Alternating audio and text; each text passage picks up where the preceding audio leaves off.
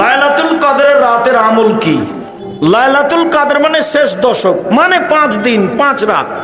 শুধু এশার সালাত জামাতে পড়বেন, বাড়ি যাবেন, শুয়ে যাবেন, খাবেন কম, আগে থেকে প্রস্তুতি কি?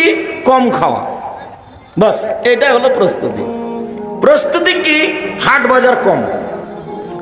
11টা 10:30টায় উঠে যাবেন, একটু শুয়ে যান এশার সালাতের পরে, একটু শুয়ে যান, 10:30টা 11টাতে উঠে দাঁড়ান, 8 রাকাত সালাতে ভোর করতে হবে।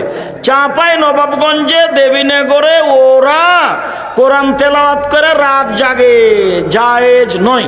ঢাকাতে ওরা বক্তব্য দিয়ে রাত জাগে, ওটাও বেদাত। তো কিভাবে রাত জাগতে হবে? এই যে কিভাবে দেখান তো দেখি। আল্লাহু আকবার। 8 রাকাত সালাত আদায় করব। আমি তো হাফেজ নই, কি পড়বো? সূরা ফাতিহা, তারপরে কি? সূরা ইখলাস, কুল আল্লাহু আহাদ, পড়তে থাকবো। আর দাঁড়িয়ে থাকতে পারি না, তখন রুকুতে যাব। কি বলবো? সুবহানাল্লাহ আজিম কতবার? 1,00,000 কোটি বার, যতক্ষণ থাকা যায়। উঠে আসি, সামি আল্লাহু লিমান হামিদাহ, আবার সিজদায় যাই। কি বলবো? সুবহান রাব্বিল আলা। কতবার? যতবার চলে। উঠে আসি, দোয়া পড়ি, আবার যাই। কতবার? যতবার চলে। এ হলো 1 রাকাত। এভাবে আরেক রাকাত, এ হলো 2 রাকাত, এভাবে আর 2 রাকাত, এ হলো 4 রাকাত। এইবার আসলো তাসবিহ তাহলিল, ক্ষমা চাওয়া, কান্নাকাটি। আজকেই ক্ষমা নিতে হবে রাতে। আগে ক্ষমা করো, তারপরে কোনো কথা। 2 চোখের পানি ঝরঝর করে ঝরবে। দরজা থেকে ভিতর থেকে শিকলি লাগিয়ে দিতে হবে, বাইরে থেকে যেন কেউ না আসতে পারে। নির্জনে কান্নাকাটি করতে হবে। ক্ষমা আজকেই নিতে হবে, ঘন্টা যাবত।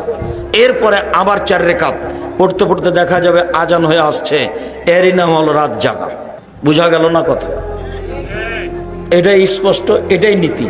আয়েশা রাদিয়াল্লাহু তাআলা আনহা বলেন, আল্লাহর নবী প্রথমে 4 রাকাত পড়তেন।